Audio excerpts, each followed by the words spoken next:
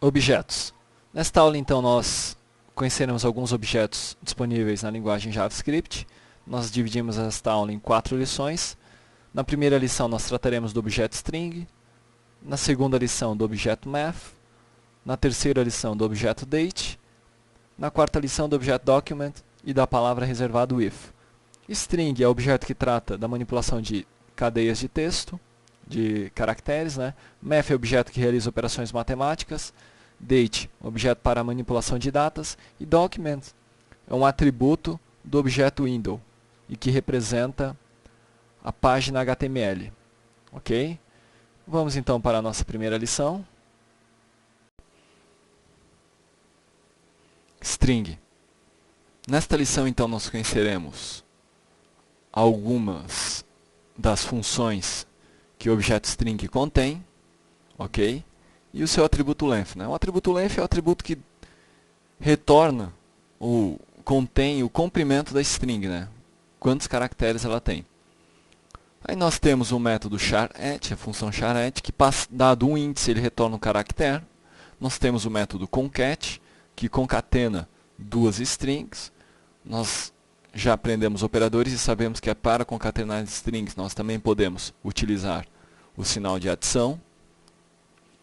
O index of, que retorna a primeira posição do valor especificado, ou menos 1 se não foi localizado o valor, ou seja, eu passo um parâmetro que é um caractere, e ele procura por esse caractere retornando o índice ou a posição em que ele se encontra. O last index of retorna a última posição em que esse caractere se encontra, ou menos 1 caso não seja localizado.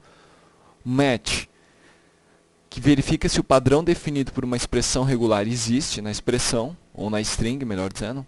Ou seja, dado uma determinada expressão regular, ele procura por aquela expressão dentro da string e retorna o padrão que foi encontrado, se encontrou. Replace, que substitui, de acordo com uma expressão regular ou string, trechos da string, né? Então, passo o trecho que eu quero substituir, que pode ser uma string mesmo, ou uma expressão regular, e a string que eu quero colocar no lugar, ok? Search, que pesquisa por uma expressão regular na string, certo? E aí nós temos o slice, que extrai parte da string, ou seja, o slice eu passo dois parâmetros, o índice onde inicia e um índice negativo, que é a partir do final até onde que ela vai pesquisar, tá? Que ela vai extrair, aliás.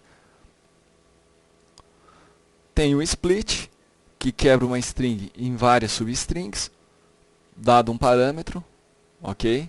O substring, que também extrai parte da string, porém ele é um pouco diferente do slice, porque o substring, o slice recebe um parâmetro positivo e um negativo, e o slice trabalha do início, o primeiro valor, valor positivo, é o valor que eu vou, a partir do início, que eu vou pegar a minha string, e o negativo é a partir do final, e a string é o centro. O substring, substr, né? Eu passo um valor de início e o comprimento, que eu quero remover, ok? Essa é a sutil diferença entre ambos.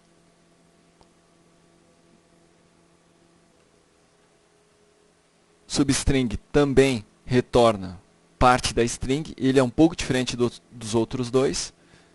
O slice trabalha com índice positivo e um índice negativo. O substr ele trabalha com um índice positivo e um comprimento de string. E o substring ele trabalha com dois índices positivos, o primeiro índice e o último índice. O índice e a string seria o intervalo entre esses dois índices. A gente tem um toLowerCase, que baixa, ou melhor, que transforma a string em caixa baixa. O toUpperCase, que converte a string em caixa alta. Nós temos alguns métodos HTML também. Estes métodos convertem a string em texto HTML. Então nós temos o blink, que retorna uma string como se estivesse entre a tag blink. Font color e font size, que modificam atributos de uma string em HTML. Nós temos o italics, que coloca o texto em itálico, ou entre a tag i, né? E o bold, que coloca o texto em negrito. Bom, a seguir então nós veremos o uso destes métodos na prática. Ok, para esta lição prática então, do uso do objeto string, nós iremos utilizar o Aptana. Nesta lição nós iremos desenvolver algumas funções, utilizando os métodos e as funções, né, métodos ou funções que a gente viu na primeira parte desta lição. Ok, aqui estamos. Então a primeira função que nós iremos criar é uma função que remove os espaços em branco de uma string. Remover espaços em branco, ela vai receber um texto como parâmetro, ok. Bom, uma das formas de fazer esta função é nós percorrermos toda a string e removermos os espaços em branco, ok? Então observe o seguinte, criei uma variável resultado que irá armazenar o resultado, vou fazer um for, vou percorrer todos os caracteres, né? Enquanto i for menor do que o texto ponto comprimento, e mais, ok. Que isto? Não, agora sim. Resultado vai ser igual. Aqui nós faremos a expressão de teste, então, né? Se texto.substring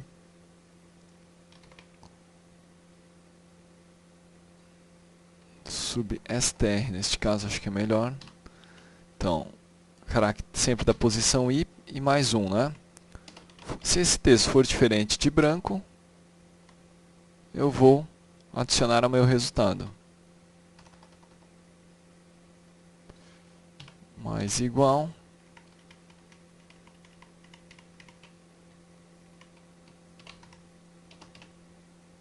Ok.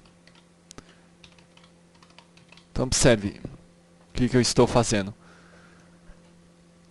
Se o meu caractere for diferente de branco, eu vou adicionar ele ao meu resultado e retorno o resultado, ok? Eu devo fazer mais um teste aqui, né? Que é o seguinte, que é garantir que eu não vou pegar caracteres além do que existe, né? E o i é menor do que texto.comprimento. Ok. Vamos colocar um prompt, então, para o usuário entrar com os dados, né? Com o texto, vamos utilizar valor. Digite um texto. Opa. E vamos imprimir o resultado da chamada da minha função. Remover espaços em branco e eu passo o texto que foi recebido, ok? Então abri um prompt, o resultado deste prompt eu armazeno a minha variável valor e chamo o meu remover espaços em branco. Vamos executar este código.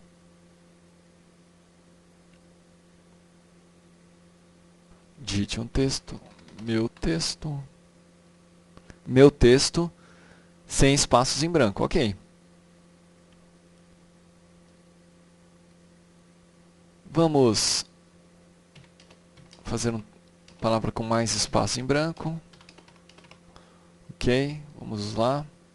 1, 2, 3, 4, 5, 7, 8, 9. Opa, peraí. Vamos tentar de novo. 1, 2, 3, 4, 5, 6, 7, 8, 9. 1, 2, 3, 4, 5, 6, 7, 8, 9. Ok, funcionando perfeitamente. Poderíamos tentar fazer esta função de forma mais eficiente, observe. Veja que aqui eu estou percorrendo todos os caracteres, mas na verdade eu poderia tentar percorrer ou localizar apenas os caracteres que eu quero remover. Vamos tentar fazer isso então utilizando um while, né? Então, while, minha condição e o bloco. Vou pegar meu texto, index of, espaço em branco. Enquanto for diferente de -1, ok? Eu vou continuar aqui dentro desse while. Perfeito. O que eu vou fazer então? Vou retornar meu próprio texto. E aqui dentro, eu vou criar uma substring do meu texto, ok? Então vai ser assim. Vou declarar uma variável parte 1, ok? E aqui eu vou fazer uma substring, texto.substring. Vejamos que vai ser da posição 0 até onde eu localizei o espaço em branco, ok? Eu vou ter uma segunda substring, que vai ser da posição aonde eu encontrei o espaço em branco até o final. Ok? Texto.length. Perfeito, que aqui no length eu pego o comprimento. Aqui eu estou. Então, primeira parte, eu tiro uma substring do início até onde eu encontrei o primeiro espaço em branco. E a segunda string é do espaço em branco até o final. Ok? Aí, o meu texto novo vai ser o seguinte. Parte 1 mais parte 2.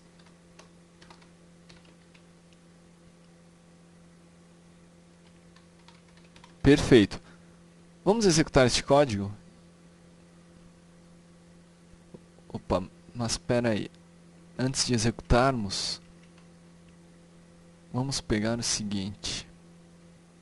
Aqui nós devemos adicionar 1, ok? Para a gente remover o caractere em branco, né? Então vamos executar este código. Meu texto, ok. Novamente, agora com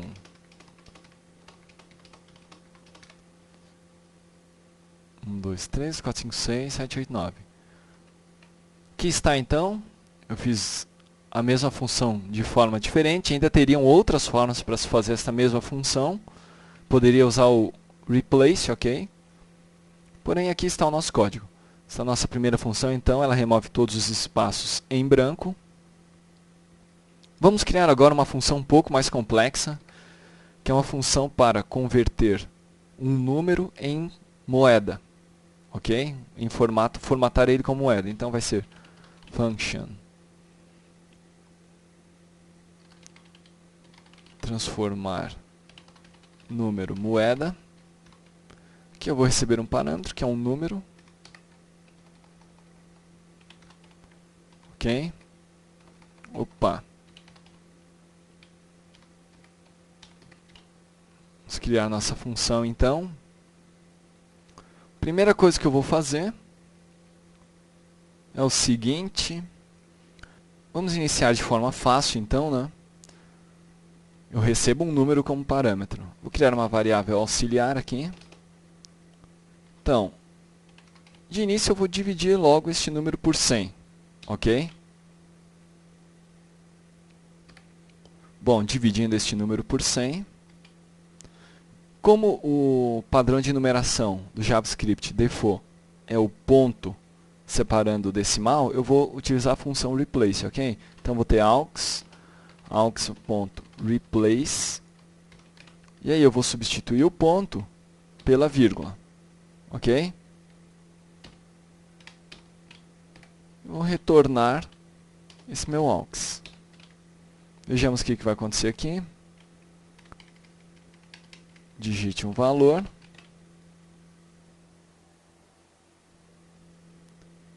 Vou chamar minha função transformar número moeda. Vamos executar novamente. Valor 5. Opa, tivemos um problema.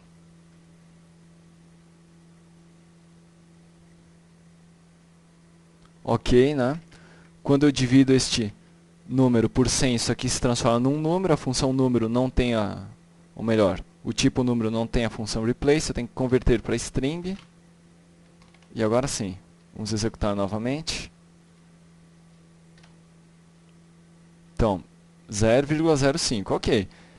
A primeira parte, converter apenas um número e adicionar vírgula, está funcionando. Perfeito. Agora nós iremos descobrir o que é a parte inteira de um número e o que é a parte fracionária dele, ok? Então nós vamos ter uma var parte inteira,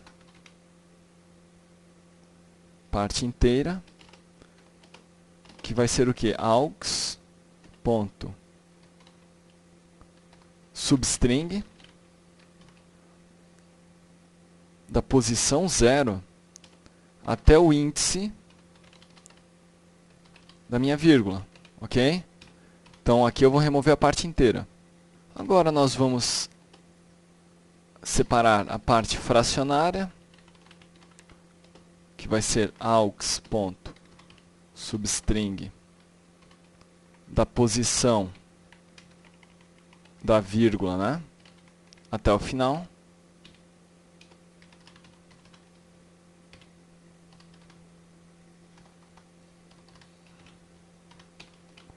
Ok?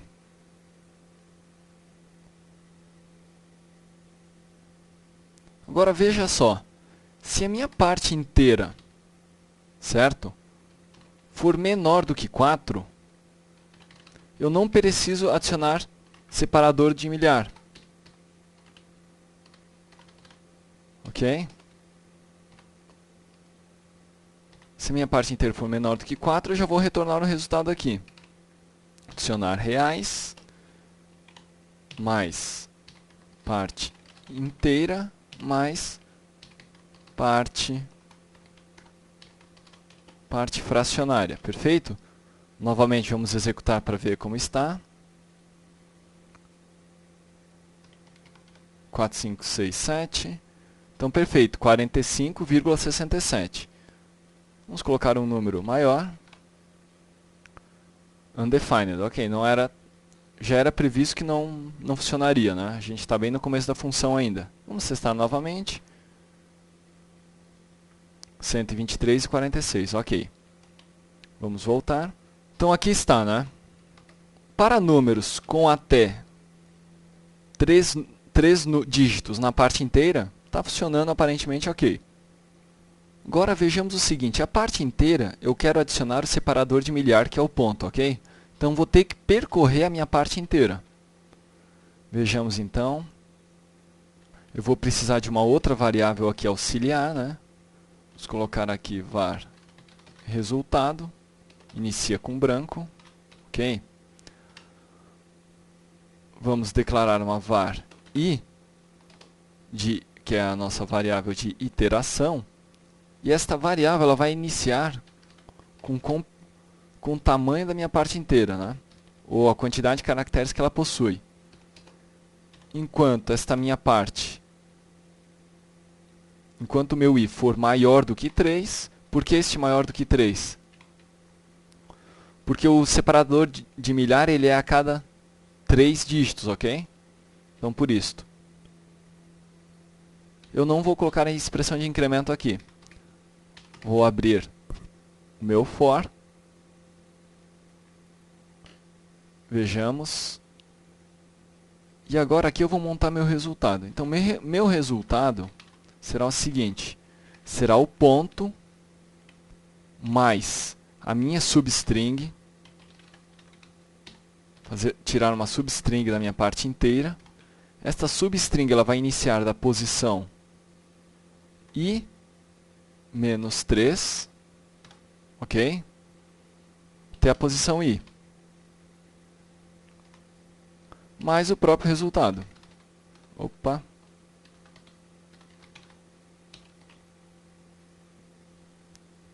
Por que essa substring utilizando esses parâmetros? Pelo seguinte, observe aqui que eu estou iniciando com o valor total da minha string. Então, vou pegar do fim, vou descer 3 dígitos e vou tirar uma substring dali, ok? A minha parte inteira agora não é mais aquilo, a minha string inteira, né? Eu vou tirar uma outra substring apenas do que ainda não foi avaliado, que vai ser o seguinte, vai ser da posição 0 até a posição i-3, ok?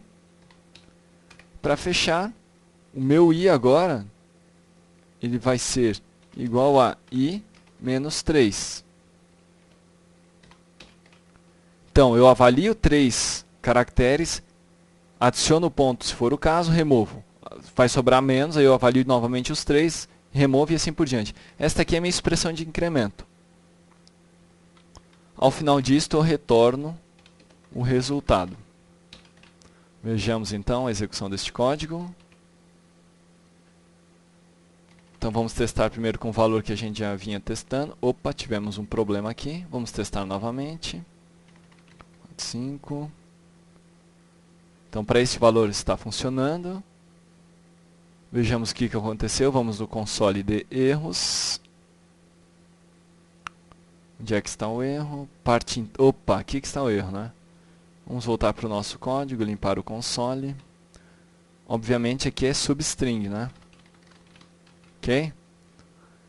Vamos executar este código novamente.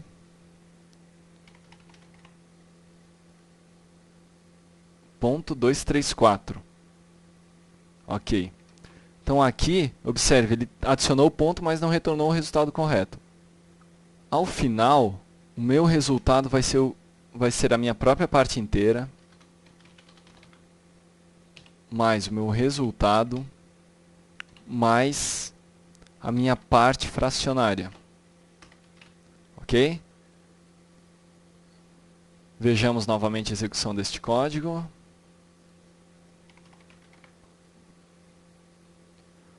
Opa, já está ficando com uma cara melhor, né?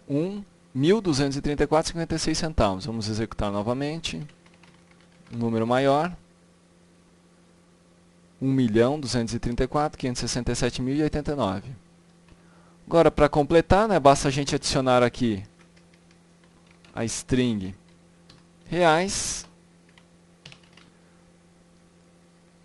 E aqui nós temos então, vamos voltar, nossa função que converte um dado número para formato de moeda, ok? Com separador de milhar inclusive. Bom, vamos testar agora passando o valor 0, por exemplo. Observe, reais 0. Aí não está formatado, né? Vamos voltar. Para resolver esse problema, a gente vem aqui e fazemos o seguinte teste. Vamos utilizar o operador ternário, né? Parte fracionária.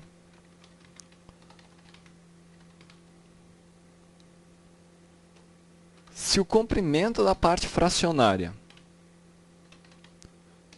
for igual a 0, ok?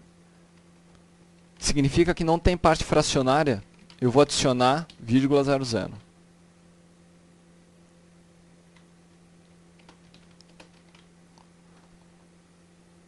Se não, vai ser minha própria parte fracionária. Perfeito? Vamos executar novamente este código. 0. Opa, vejamos que deu de errado. Parte fracionária. Eu estou com problema na parte fracionária.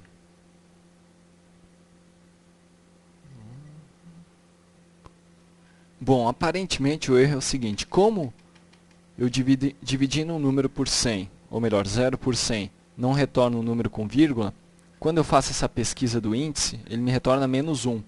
E ele faz uma substring de menos 1 até o comprimento da string que é 1, ok? Vamos colocar o alert aqui para ver qual que é o tamanho da nossa parte fracionária. Vamos ver o que está vindo aqui quando a gente adiciona 0. Vamos atualizar a página, 0, parte fracionária 1. Ok. Então, perfeito, ele está vindo própria string aux, né? Então vejamos. Então se a parte fracionária for,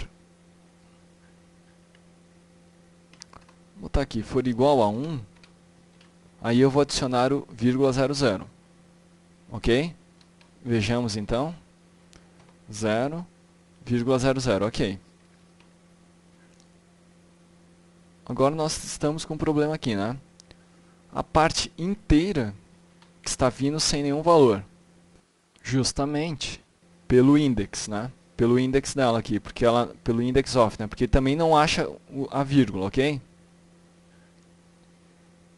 Então nós poderíamos fazer o seguinte, colocar um if aqui. Veja só.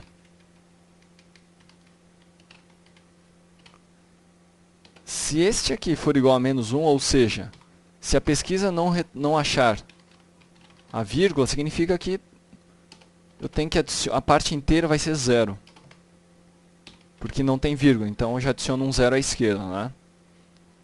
E eu posso utilizar esta mesma solução para este trecho aqui, né? Ok? Se não achar vírgula, se eu não achar vírgula, simplesmente adiciono vírgula 00. Vejamos. 0, vírgula 00, ok. Voltamos novamente. A parte inteira ainda não funcionou. Este erro foi besta, né? Eu fiz uma comparação de igualdade em vez de atribuição aqui. Ok? Vamos executar o código novamente. Agora sim, perfeito. Vamos executar com outro número. 50. 0,5. Ainda está faltando o meu 0 aqui, ok? Vamos executar com 150. 1,5. Ok. Aparentemente basta resolver o problema do 0 e aí a minha função vai funcionar corretamente. Então, para resolver o problema do 0, a gente vai ter que mexer nessa parte aqui. Vejamos. Se ele não localizar a vírgula, eu adiciono vírgula 00 e está pronto. Agora, se ele localizar a vírgula, eu vou ter que fazer um teste. Se o comprimento for menor do que 2, ele localizou a vírgula. E se o comprimento da minha parte fracionária com a vírgula for menor do que 2, eu vou concatenar essa minha parte fracionária o 0. Se não, vou retornar a própria parte fracionária, ok? Vejamos então o código novamente. 0, 0,00, ok. 1. 0,01. Perfeito. Testar. 10. 0,1. Ainda não funcionou. Vejamos novamente. O erro está aqui. For menor ou igual a 2. Não é menor que 2, porque menor que 2 é com um valor apenas. Vamos executar novamente. Valor 10. 0,10 centavos. Ok. Botar um valor maior, 10, 20, 30, 40, 50. 10 milhões, 203, 040,50. Perfeito. Então aqui está a nossa função transformar número em moeda, né? Formatação. Agora nós iremos utilizar as funções HTML, né? Vou continuar com este prompt. Só que agora eu vou escrever na página rapidamente. Vamos utilizar tag BR. O valor que foi digitado em moeda. Ok. Transformar número moeda. E em cima deste valor, eu vou utilizar a função blink para começar, que é a que fica piscando, ok? Remover o alert. Então observe. Eu vou abrir um prompt, pegar um valor, passar na minha função para transformar em moeda este valor. Essa função vai me retornar uma string. E aí eu vou aplicar este método aqui, o blink. Vejamos o resultado.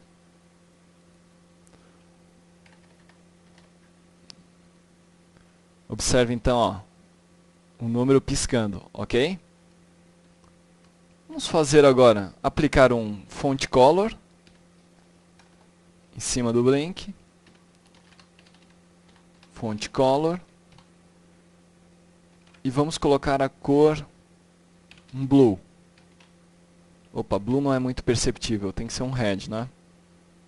Vamos executar este código novamente.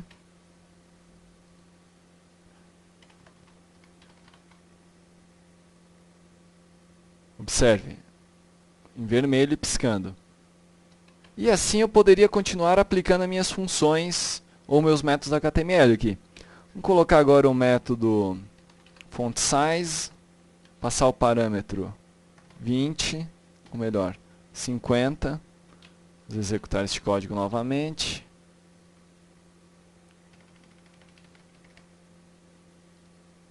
Aqui está, observe, piscando. Observe o seguinte, aqui eu tenho uma string.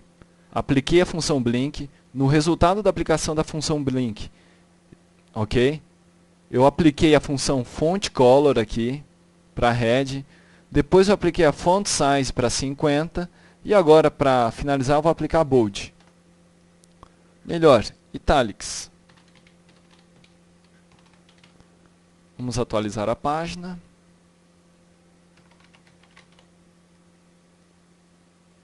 Aqui está então.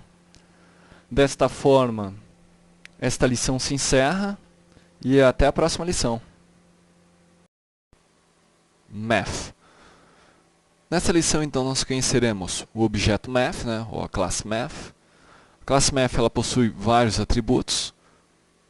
Aqui nós temos os atributos relacionados. Ela possui vários atributos e vários métodos, né? Vejamos então os atributos inicialmente. Possui um atributo E, que representa a constante de Euler. Um atributo ln2, que é o logaritmo natural de 2. ln10, que é o logaritmo natural de 10. log2e, que é o logaritmo base 2 da constante de Euler. log10e, que é o logaritmo base 10 da constante de Euler também. O valor de π, pi, né, π. sqrt1-2, que é a raiz quadrada de 1,5. E sqrt2, que é a raiz quadrada de 2. A seguir nós temos os métodos. ABS, que retorna o valor absoluto de um número, ou seja, independente do sinal ele retorna o valor absoluto. ACOS, que retorna o arco cosseno de um número em radianos. Assim, que é o arco seno, no caso, de um número em radianos também. ATAM, o arco tangente de um número em radianos. ATAM2, o arco tangente do quociente de seus parâmetros. Esse ATAM2 ele recebe dois parâmetros, tá? Nós temos a função ceil, que devolve o menor inteiro maior ou igual ao número. Então podemos dizer o seguinte, ela vai devolver um inteiro seguinte maior ao número. A função cos, que retorna o cosseno de um número. exp, que retorna o valor da constante de Euler elevado ao expoente que foi passado de parâmetro. Função floor, que retorna o inteiro menor, primeiro inteiro menor ou igual ao número. Função log, que retorna o logaritmo natural ou base e de um número, né? Função max, que dado os seus argumentos ela retorna o maior deles. Função min, que passado diversos argumentos ela retorna o menor deles. Função power, né, que retorna o número base elevado ao expoente, ela recebe dois argumentos. Função random retorna valores randômicos. Around arredonda o número, né? Sim, retorna o seno de um número. sqrt a raiz quadrada de um número. E a função tangente, que retorna a tangente de um número. Bom, dessas todas que eu falei agora, as que são mais comumente utilizadas, podemos dizer assim, né? Algumas são muito específicas na matemática, mas, por exemplo, as funções ceil, floor, pal, sqrt, random, round, essas funções, elas são bastante utilizadas em qualquer tipo de aplicação, né? Ou em muitas aplicações elas são utilizadas, são funções mais comuns. A seguir, então, nós veremos o funcionamento de algumas destas funções. Nesta lição prática, então, do Object Math, nós iremos utilizar o Aptana e iremos conhecer alguns dos métodos mais comuns, né, que são encontrados mais comumente em aplicações JavaScript, né? Então vejamos. Vamos escrever então. Vamos declarar uma variável. Primeiro vai ser um número. Vai ser um número 5.3. Ok. Agora vamos escrever na página o resultado da aplicação de alguma das funções da classe Math, do Object Math.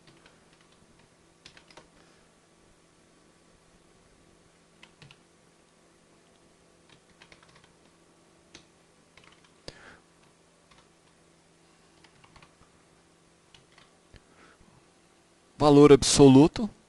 O valor absoluto vai me retornar o mesmo valor, né?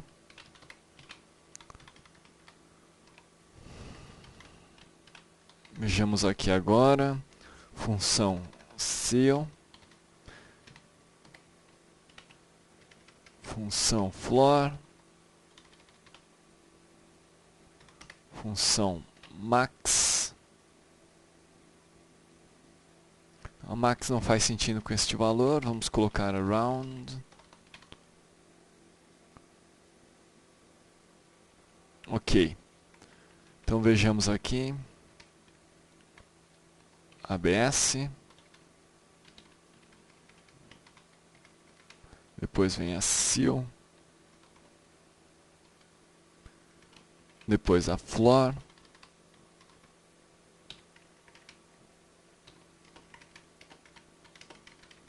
Por fim, around.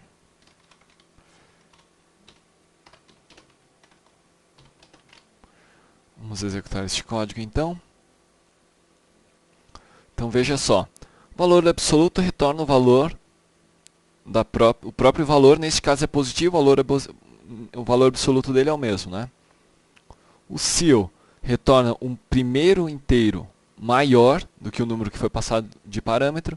Floor retorna o primeiro inteiro menor, ok? Ou ele mesmo, né? Valor 5, round arredonda para o mais próximo. Vamos modificar então nossos valores um pouco. Colocar valor negativo.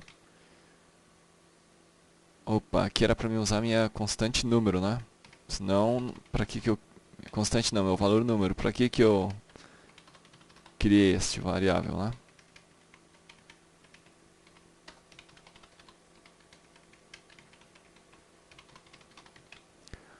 Vamos atualizar a página.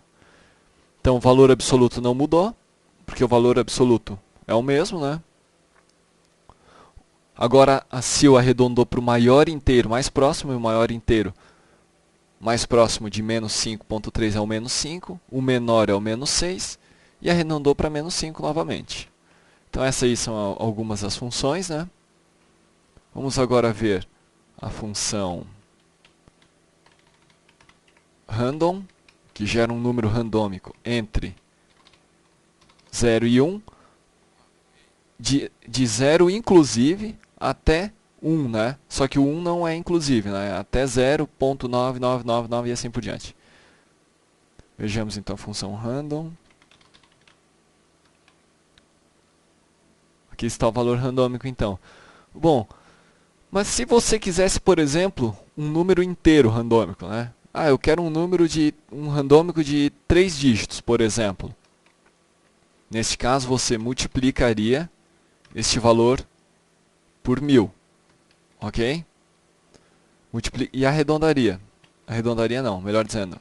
Truncaria, né? E para truncar a gente usa a função parseInt.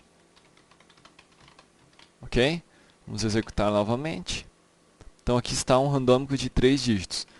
Se a gente quisesse um randômico de 2, vezes 100. 82.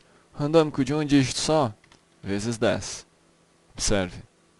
Aqui está um randômico de um dígito só. Ok? Função max, agora vamos dar uma olhada na função max. Vejamos.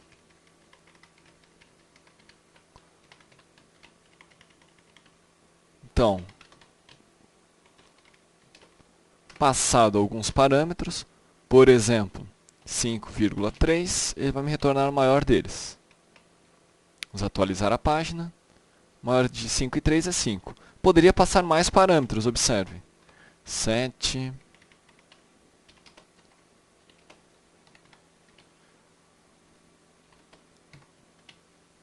Vamos executar novamente.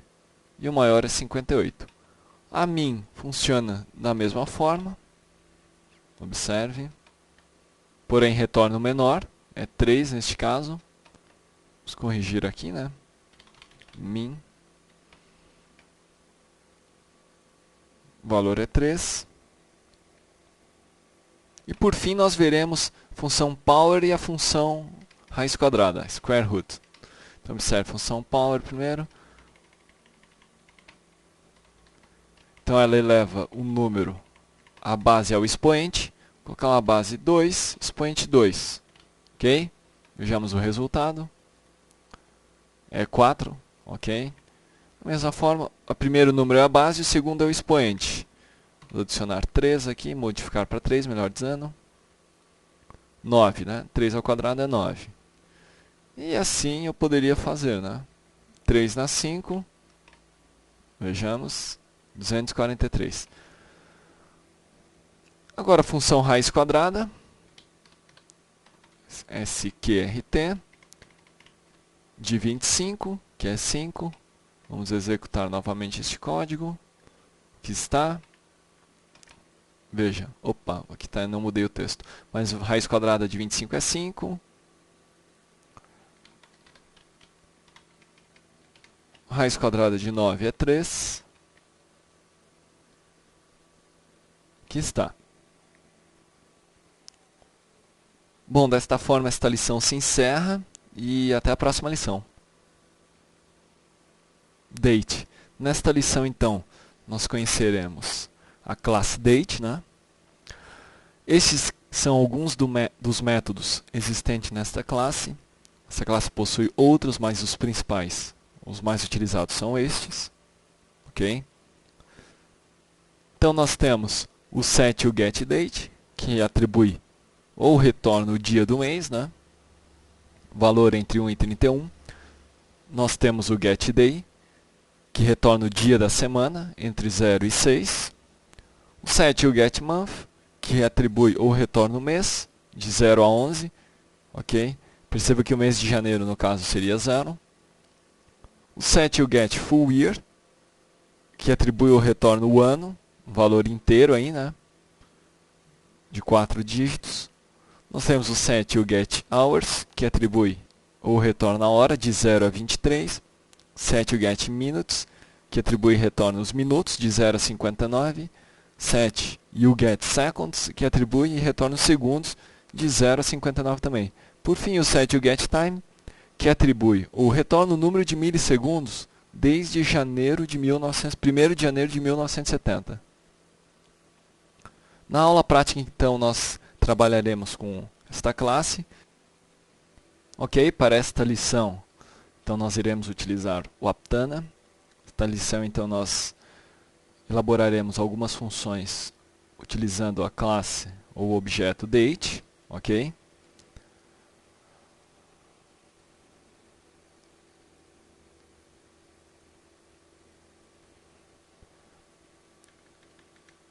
Primeiro vamos ver o funcionamento, né, do objeto date. Vamos criar uma variável data atual.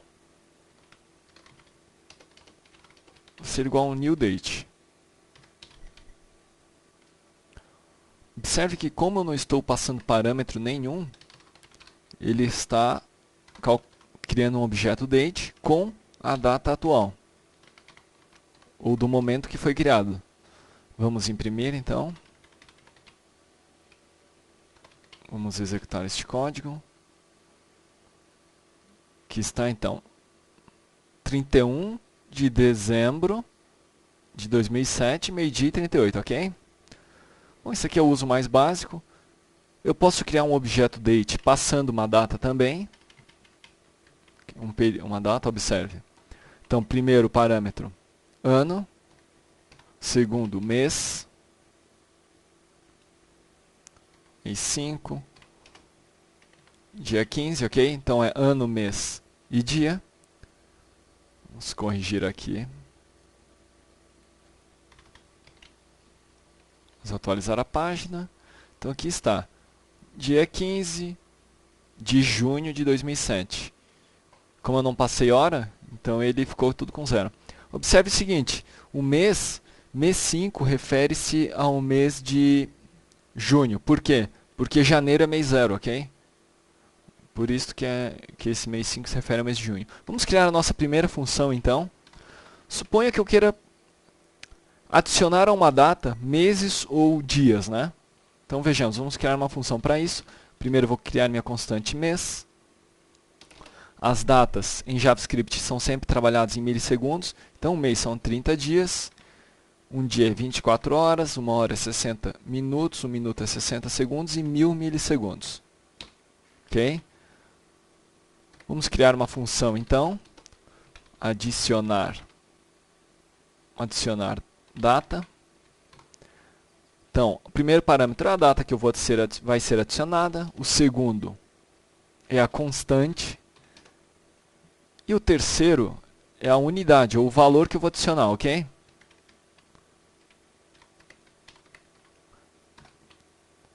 Esta função, ela vai retornar o valor da data.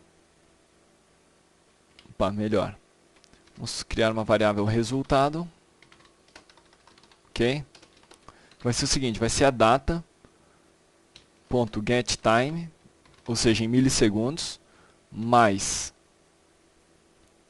o valor que eu vou adicionar vezes a minha constante. Ok?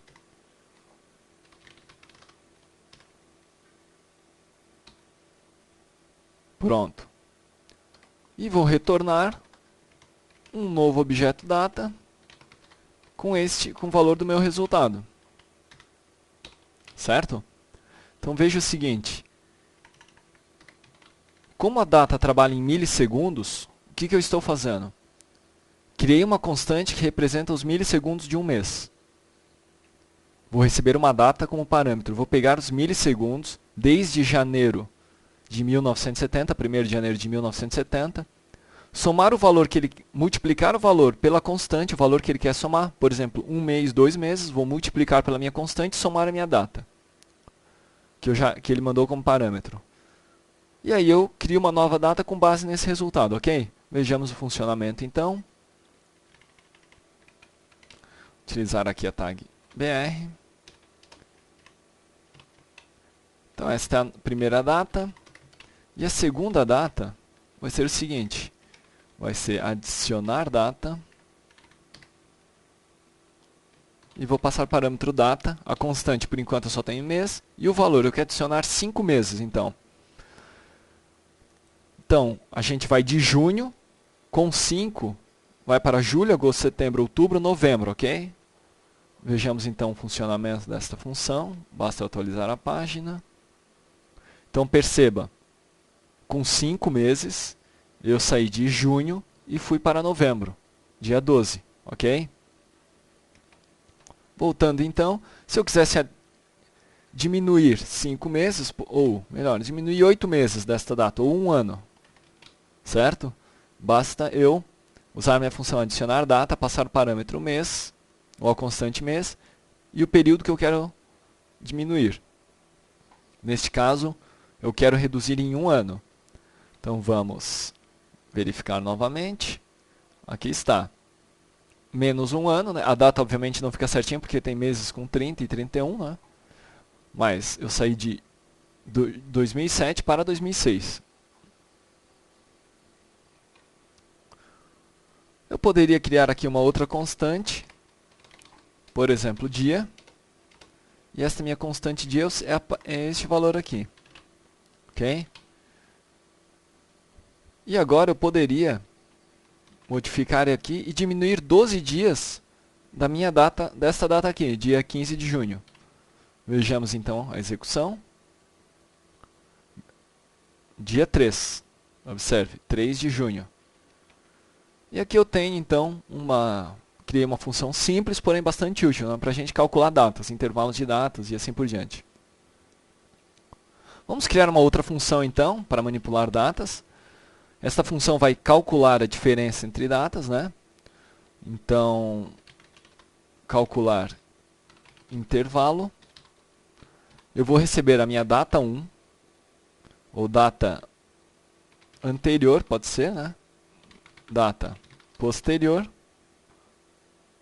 E a minha constante, que vai identificar a diferença, de que tipo de diferença que eu vou achar, se é em dia ou mês, né? Eu vou retornar a data anterior, ou melhor, a data posterior, menos a data anterior, só que aqui eu tenho que utilizar o getTime, porque aqui eu vou utilizar os milissegundos, ok? Data posterior menos anterior dividido pela minha constante, ok?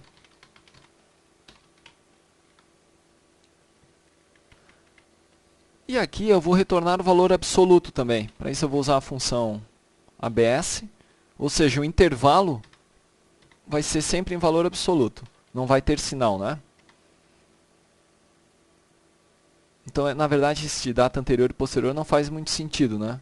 Poderia ser, por exemplo, data 1 e data 2. Data 1, data 2. Aqui mesma coisa. Data 1 e data 2. Ok? Como eu vou retornar em valor absoluto, se é anterior ou posterior, não faz diferença. Vamos escrever aqui então. Eu vou criar uma segunda data, var data posterior. Ok, new date.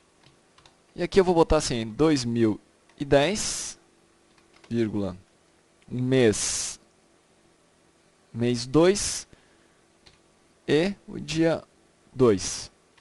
Mês 2 é março, ok? Porque 0 é janeiro, 1 é fevereiro, 2 é março. Então vamos escrever aqui.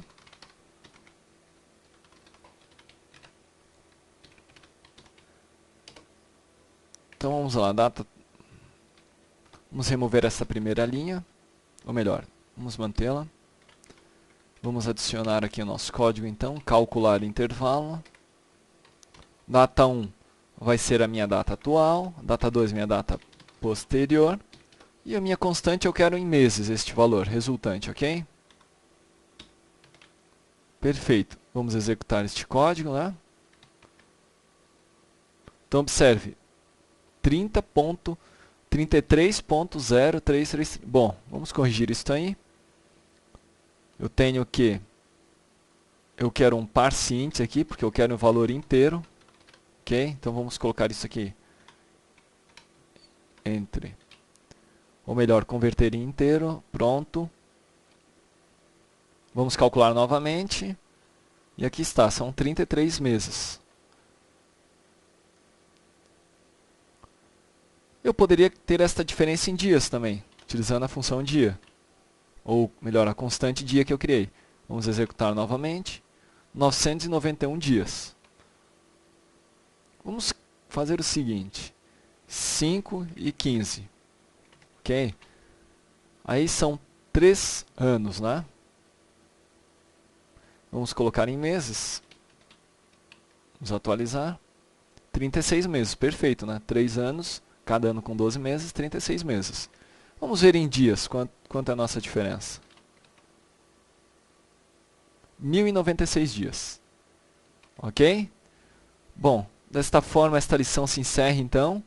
Aqui eu fiz duas funções bastante simples, mas utilizando o objeto date, né? Até a próxima lição então. Ok, nesta lição então nós iremos tratar do objeto document e do uso da palavra reservado with.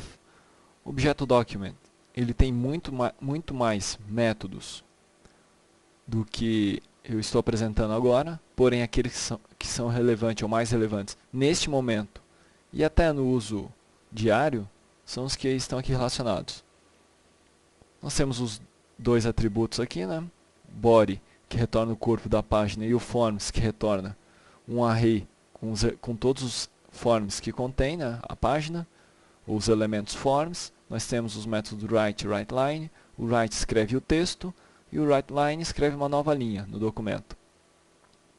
Nós temos os métodos para retornar elementos da página. A gente tem um element by ID, que retorna um elemento pelo identificador, o get element by name, que retorna um elemento pelo nome, e o get elements by tag name, que retorna todos os elementos de uma determinada tag. Palavra reservada with, ela é útil para que nós escrevamos ou deixemos o nosso código mais enxuto. Nós utilizamos o if, abre parênteses, o nome, ou melhor, o objeto que a gente vai usar dentro do bloco. E aqui dentro a gente escreve o código. Todo o código que chamar uma função ou propriedade deste objeto não precisa fazer referência a ele, basta chamar a propriedade ou função diretamente. A seguir, né, nós veremos, como de costume, o uso prático do objeto documents e da palavra reservada with. Ok, para a lição prática, então nós iremos utilizar o Aptana.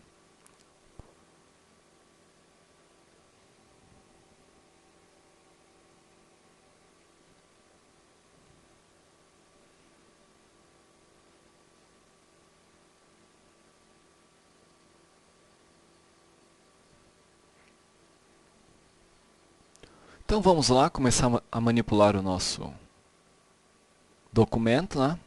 Abrir o nosso script.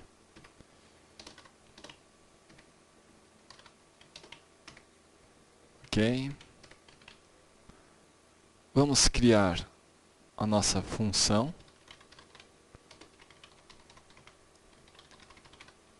Manipula document. Ok. Aqui dentro vamos utilizar a with, né? Objeto document. Primeiro vamos fazer sem o if. Vamos colocar um botão na página.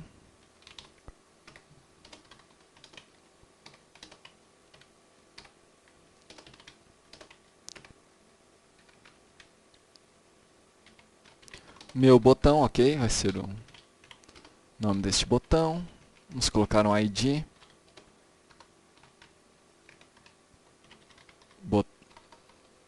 Botão 1. Perfeito. Vejamos como está essa página. Ok, meu botão. Perfeito. Agora vamos começar a manipulação.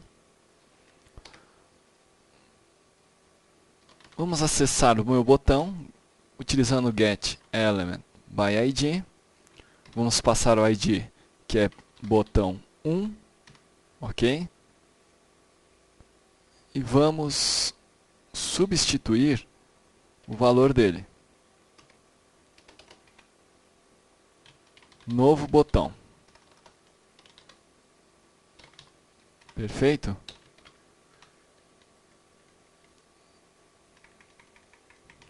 Então vamos colocar um alert aqui.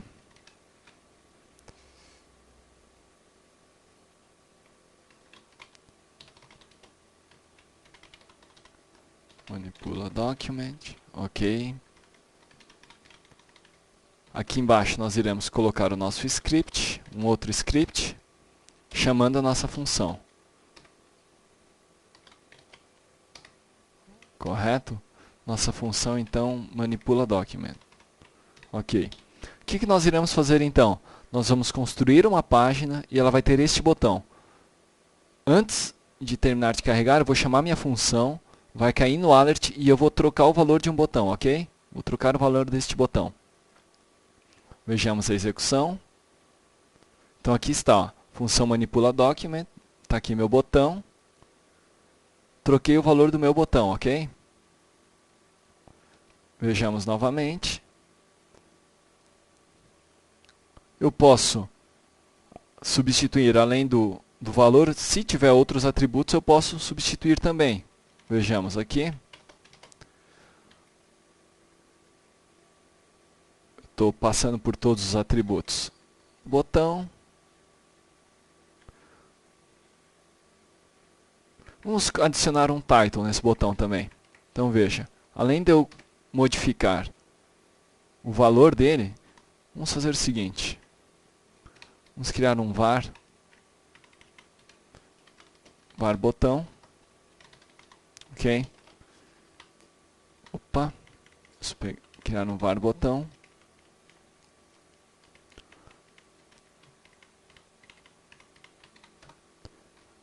Utilizando getElementById, eu atribuo o botão à minha variável botão.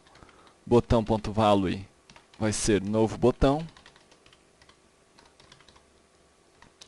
E botão.title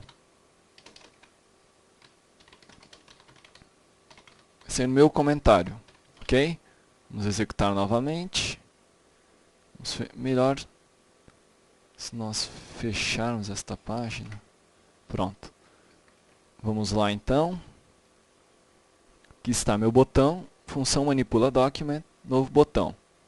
E a tag title foi inserida. Ok? Então, alterei dinamicamente os atributos da minha tag botão. Ou melhor, do meu input, né? Minha tag input com tipo botão, né? Button. Nós poderíamos utilizar o if. Então, observe. Vou declarar aqui o if. Com botão, né? Com o meu objeto botão. Abro o bloco. Jogo a manipulação que eu fiz ali para dentro e removo as referências ao botão. O que acontece? Utilizando o if, ele já sabe que eu estou chamando o atributo value de botão e da mesma forma o atributo title de botão. Ok? Vejamos então novamente. Vou dar um refresh na página. Meu botão. Clique em OK. Novo botão. E o meu comentário. Perfeito. Vamos agora adicionar alguns forms.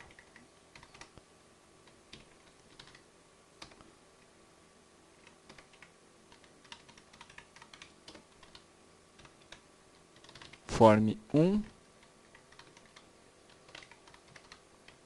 Form 2. Form 3. Ok. Então, vamos remover estas linhas.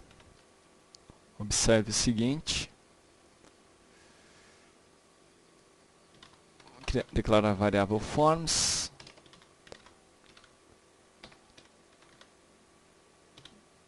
Opa, é um atributo forms, ok? Aqui nós vamos utilizar um for. Var I igual a 0. Forms.comprimento. I mais. E vamos mostrar o ID de cada um destes forms que foram declarados. Ok? Forms na posição I. .id. Ok? Então, eu vou ter que ter 3 alerts me passando o valor de cada um desses IDs. Vamos atualizar a página. Meu botão OK. Form 1. Form 2 e Form 3. Ok. Bom, então, utilizando o objeto document, a gente consegue acessar os objetos da página e modificá-los, entendeu?